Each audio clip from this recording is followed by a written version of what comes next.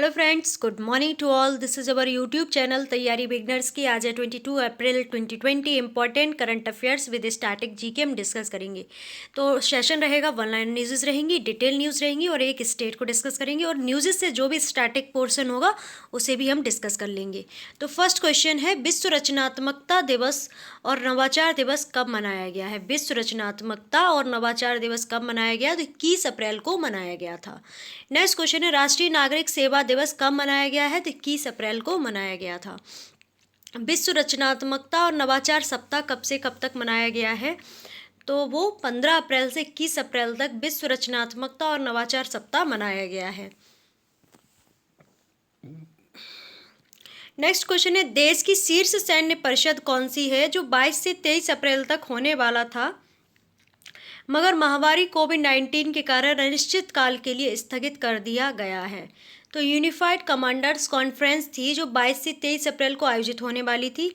मतलब कि आज से कल 2 दिन ये आयोजित होती, पर जो कोविड-19 का प्रकोप है उसके चलते क्या हुआ है, इसमें महामारी लिखी है तो आप लोग समझ जाइएगा कोविड-19 की बात हो रही है। तो महामारी के कारण क्या हुआ कि अनिश्चित काल के लिए, अभी डेट भी फिक्स नहीं की, तब तक के लिए स्थगित कर दिया गया। जब चीज़ें नॉर्मल हो जाएंगी तब उसकी डेट अनाउंस कर दी जाएगी।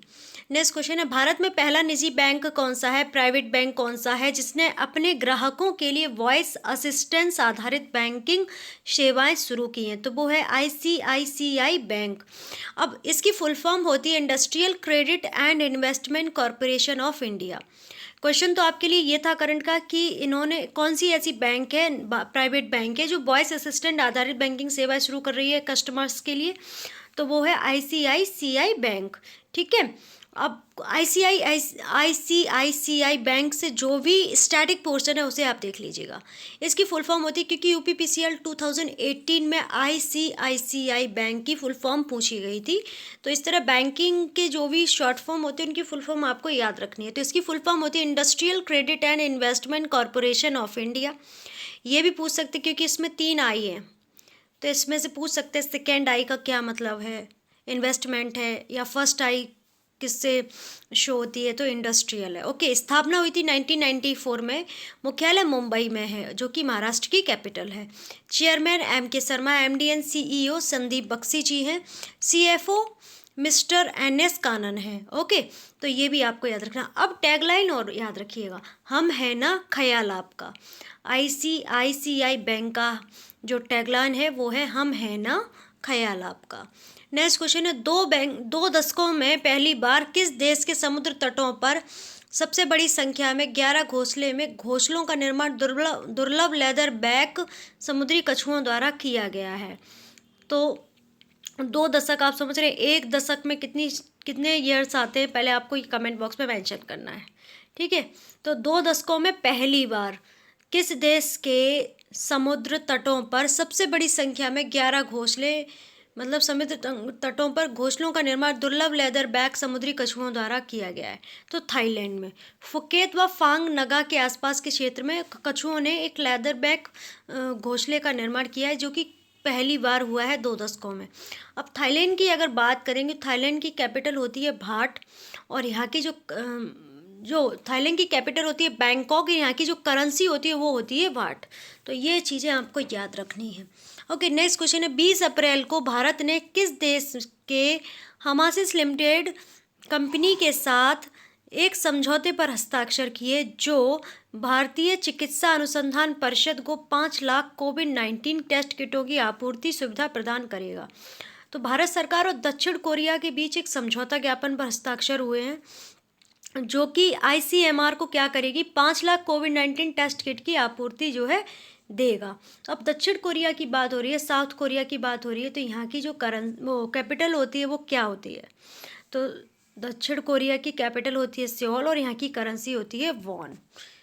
और साउथ कोरिया और नॉर्थ कोरिया के बीच एक लाइन होती है, उसे क्या कहते हैं, जो पैरेलल है, ये ऊपर साउथ, ये नीचे साउथ है, ऊपर है नॉर्थ। तो इसमें आपको ये बताना है कि इसके बीच में जो पैरेलल होती है वो कौन सी होती है, तो वो होती है 38 डिग्री पैरेलल। तो ये भी आपको याद रखना है। नेक्स्ट क्वेश्चन है, कोविड-19 से निपटने के लिए टीकों के विकास पर ध्यान देने के उद्देश्य से गठित उच्च स्तरीय कृति बल के लिए केंद्रीय समन्वय संस्था कौन सी है? तो वो है जैव प्रौद्योगिकी विभाग। स्वघोषित कोरोना मुक्त राज्य कौन सा है? तो वो है गोवा और मणिपुर। इन्होंने अपने जो इनका जो राज्य है इन्होंने क्या किया है, तो उसे जो कोविड-19 है उससे मुक्त कह दिया, पर गोवा में तो बहुत ज़्यादा केसेस मिले हुए हैं शायद, नहीं, हाँ, पुणे में है वो बात। स्वघोषित कोरोना मुक्त राज्य कौन कौन से हैं? तो वो है गोवा और मणिपुर।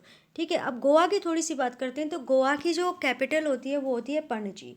ओके, राजधानी जो है वो पणजी है, और इसका जो उच्च मुख्यालय है वो मुंबई है। ठीक है, गोवा की अगर स्थिति देखी जाए तो क्या है कि इंडियन मैप में गोवा की स्थिति है। गोवा भारतीय प्रायद्वीप के पश्चिमी तट पर स्थित है। दक्षिण में कर्नाटक है तथा उत्तरी कन्नड़ जिला, पूर्वी में पश्चिमी घाट है, और पश्चिम में अरब सागर से ये घिरा हुआ है।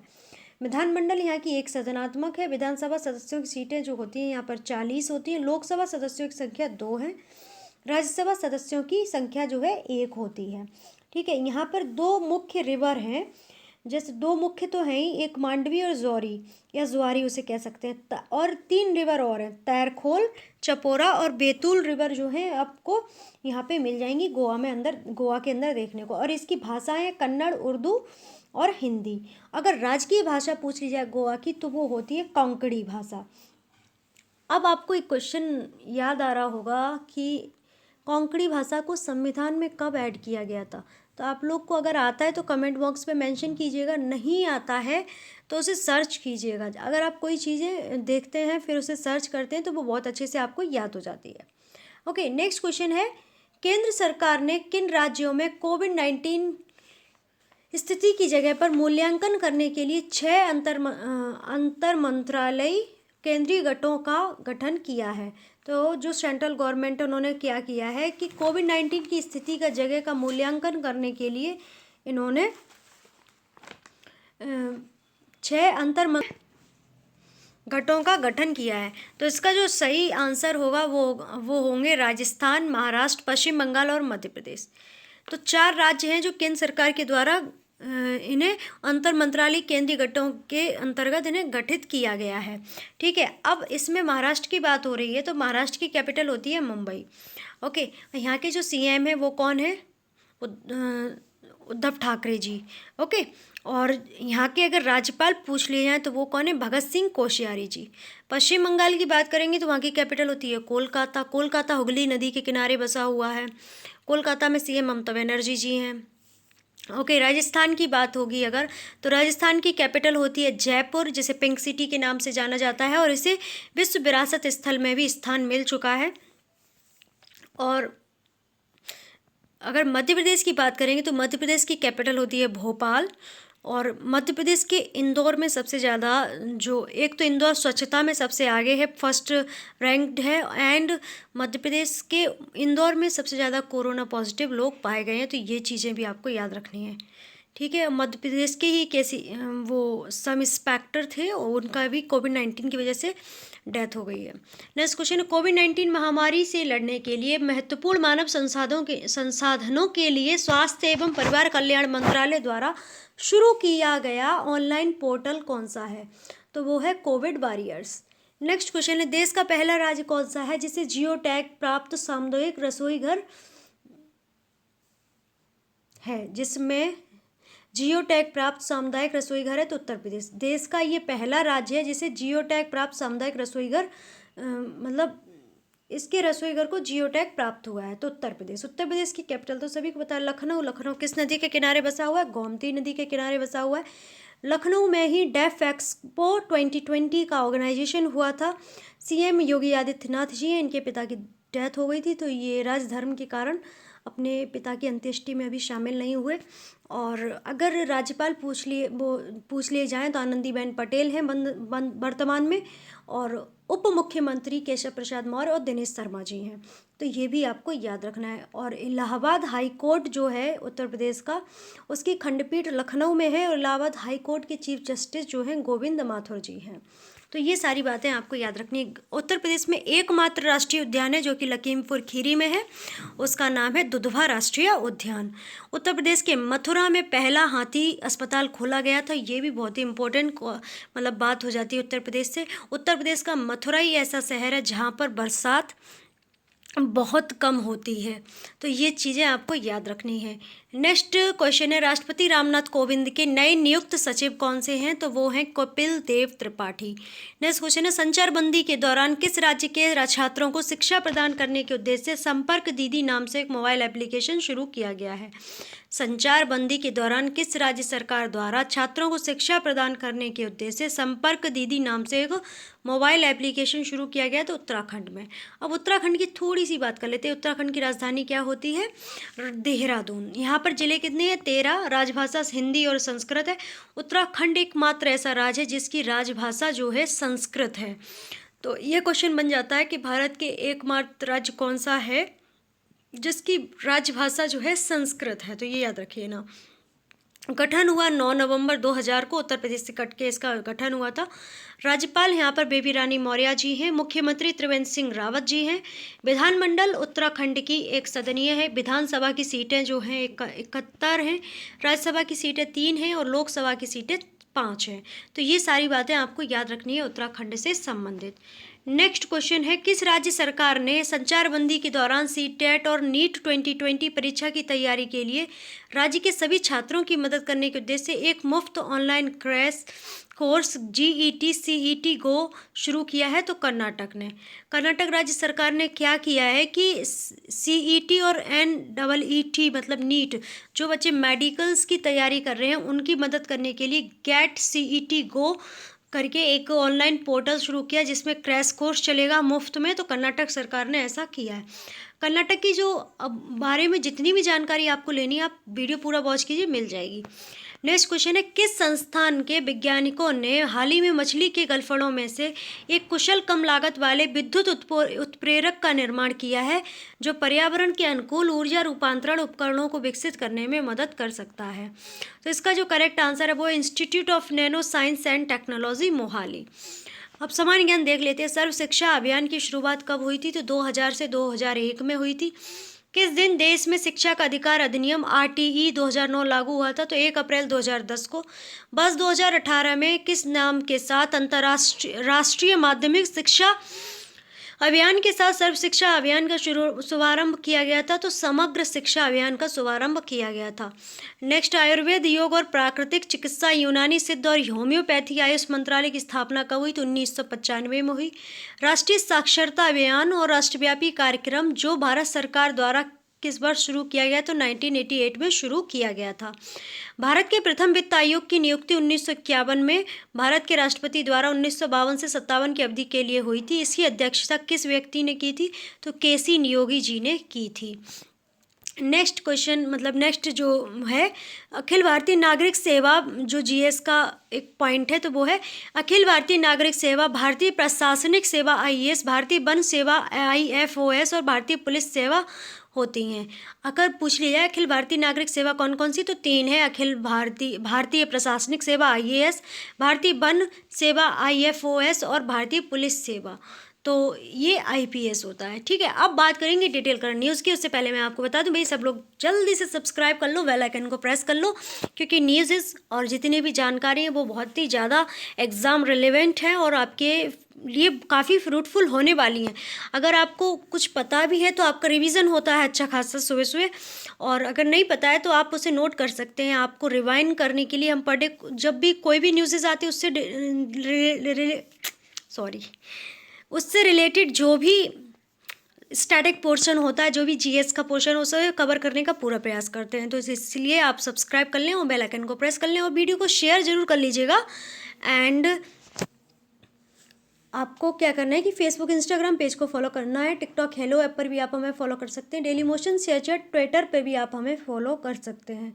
ओके, मोस्ट इम्पॉर्टेंट, आपको खबरी ऐप अगर आपके फ़ोन में नहीं है तो इंस्टॉल कर लो और उसके बाद वहाँ पे तैयारी बिगिनर्स की सर्च करके वहाँ फॉलो कर लो और वहाँ से ऑडियो रिवीजन ज़रूर से करो। ये आपके लिए ऑर्डर मान लो या रिक्वेस्ट मान लो, क्योंकि है ना, वीडियो आप यहाँ से वॉच करेंगे, वहाँ ऑडियो सुनेंगे तो आपका रिवीजन बहुत अच्छा हो जाएगा और आपको बहुत अच्छे से याद भी हो जाएगा, जो आपकी एग्ज़ाम के लिए बहुत ज़्यादा फ्रूटफुल रहेगा। तो फिर इस तरह आप याद रखिए। टेलीग्राम ग्रुप को ज्वाइन कर लीजिए, जिससे जो भी PDF होंगी वो आपको वहाँ से मिल जाएंगी। एंड आपको क्या करना है कोई अगर आपकी क्वेश्चन है, कोई क्वेरी है, तो उसे कमेंट बॉक्स में मेंशन कर देना, और हम जो होमवर्क देते हैं उसे भी कमेंट बॉक्स में मेंशन करना है। अब देख लेते हैं न्यूज़ इस डिटेल में कौन कौन सी है। कोविड-19 से लड़ाई और नियंत्रण के लिए मानव संसाधन के ऑनलाइन डाटा पूल का किया गया है शुभारंभ। ठीक है।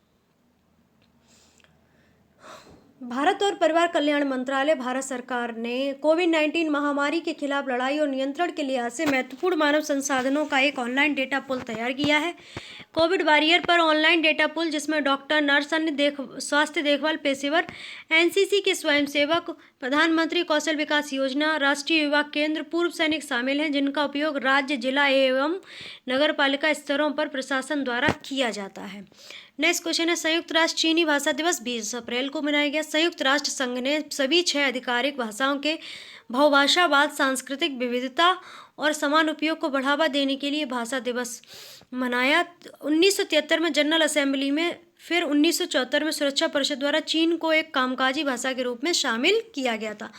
अब चीन की बात हुई है तो चीन की जो ऑफिशियल लैंग्वेज है वो क्या है? मंडारिन। और मंडारिन से क्वेश्चन और सबसे ज़्यादा बोली जाने वाली भाषा भी मंडारिन ही है। ओके, नेक्स्ट क्वेश्चन है, Uttar Pradesh geotech community kitchen वाला पहला राज्य बन गया है।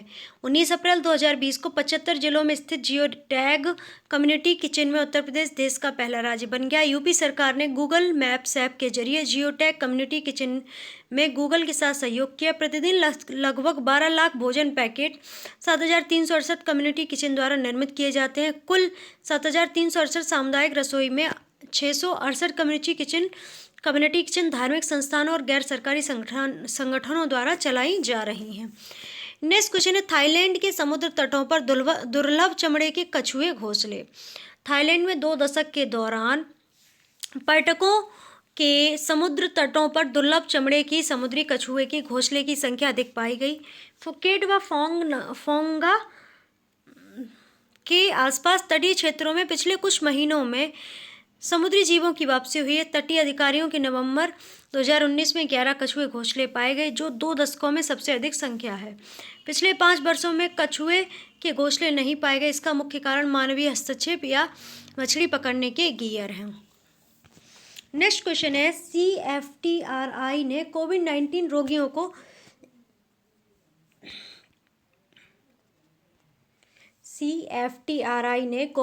रोगियों को उच्च प्रोटीन युक्त बिस्किट प्रदान किए हैं।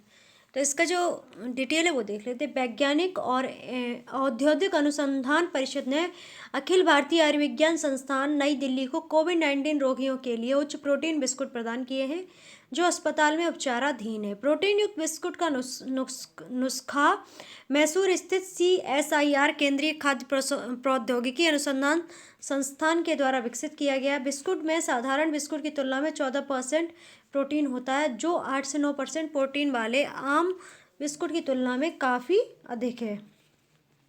ओके, नेक्स्ट क्वेश्चन है, संचार और नेविगेशन में सहायता के लिए नया मॉडल।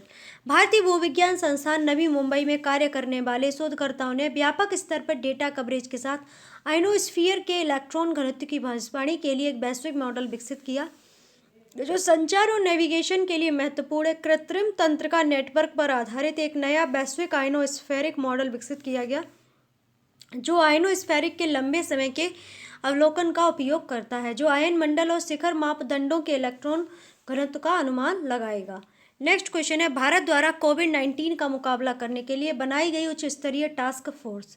विज्ञान और वैक्सीन विकास के क्षेत्र में कोविड-19 संबंधित कार्यों के लिए 19 अप्रैल 2020 को सदस्य नीति आयोग और भारत सरकार के प्रधान वैज्ञानिक सलाहकार की सह अध्यक्षता में एक उच्च स्तरीय टास्क फोर्स बनाई गई। टास्क फोर्स में Ayush, ICMR, DRDO, CSIR, NITI, योग और विज्ञान और प्रौद्योगिकी मंत्रालय शामिल होंगे। ओके, अब स्टेट में हम आज डिस्कस करेंगे कर्नाटक को। कर्नाटक की कैपिटल होती है बेंगलुरु। सबसे बड़ा शहर कौन सा है? बेंगलुरु। ओके, 30 जिले हैं। राजभाषा यहाँ की कन्नड़ होती है और गठन हुआ 1 नवंबर 1956 को। राज्यपाल वजुभाई बालाजी हैं। मुख्यमंत्री VS येदियुरप्पा हैं। विधानमंडल यहाँ की द्विसदनीय है। विधान परिषद की 75 सीटें हैं। विधानसभा की 225 सीटें हैं। राज्यसभा की 12 सीटें हैं और लोकसभा की 28 सीटें हैं। राज्य की पशु सिलेंडर लोरीस है। राज्य के पक्षी धनेश है। कर्नाटक उच्च न्यायालय जो है उसकी गठन हुई थी 1884 में। मुख्य पीठ बेंगलुरु में और खंडपीठ धारवाड़ गुलबर्ग में है। मुख्य न्यायाधीश अगर कर्नाटक उच्च न्यायालय की पूछ ले जाए तो अभय श्रीनिवास ओका जी हैं।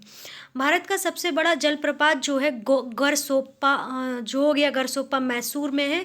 और ये देखो इसे महात्मा गांधी जलप्रपात के नाम से भी जानते हैं और ये शरावती नदी पर स्थित है, तो ये भी याद रखना है।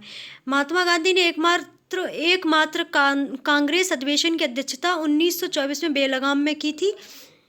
बेंगलोर को भारत का इलेक्ट्रॉनिक नगर या सिलिकॉन सिटी के रूप में भी जाना जाता है। कर्नाटक का रत्न मैसूर जो कर्नाटक का रत्न है उसे कर्नाटक का रत्न मैसूर को कहा जाता है, जहाँ केवल संस्कृत बोली जाती है।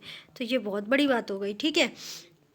और जो बेंगलुरु है वो पहला शहर है जिसने अपना ऑफिशियल लोगो लॉन्च किया था, जिसमें कन्नड़ में बेंगलुरु लिखा था और इंग्लिश में बेंगलुरु लिखा था। तो ये भी चीज़ें आपको याद रखनी है। सिलिकॉन वैली के नाम से जाना जाता है इसको। बेंगलुरु को आईटी सेक्टर में सबसे ज़्यादा माना जाता है, इसे इलेक्ट्रॉनिक शहर और सिलिकॉन वैली के नाम से भी बेंगलुरु को जाना जाता है। तो ये भी चीज़ें आपको याद रखनी है। ओके, तो ये था हमारा आज का करंट अफेयर स्टैटिक जी के जीएस के साथ। बहुत ही इंपॉर्टेंट वीडियो। अगर आपको अच्छा लगा है तो लाइक कीजिएगा, फॉलो करना बिल्कुल मत भूलिए, सब्सक्राइब करना बिल्कुल मत भूलिएगा और बेल आइकन को प्रेस कर लीजिएगा। फेसबुक इंस्टाग्राम पेज को फॉलो कीजिए, टिकटॉक हेलो ऐप पर भी आप हमें फॉलो कर सकते हैं, daily motion website share chat Twitter पर भी आप हमें फॉलो कर सकते हैं। एंड अगर आपको ऐसा लगता है कि आपको नोट्स बनाने हैं तो पीडीएफ लेने के लिए आप टेलीग्राम ग्रुप को ज्वाइन कर लीजिएगा। एंड ऑडियो रिवीजन करने के लिए आप खबरी ऐप पर फॉलो करके वहाँ ऑडियो रिवीजन भी कर सकते हैं। आपकी कोई क्वेरी कमेंट है तो आप उसे कमेंट बॉक्स में मेंशन कर दीजिएगा और उसका आंसर करने का पूरा प्रयास किया जाएगा।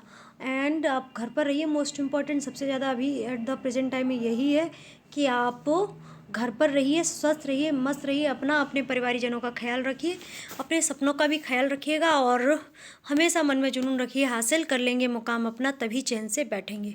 तो आप सभी का बहुत सारा धन्यवाद एंड गुड मॉर्निंग सभी को, और सब लोग खुश रहिए, स्वस्थ रहिए। Thank you for watching.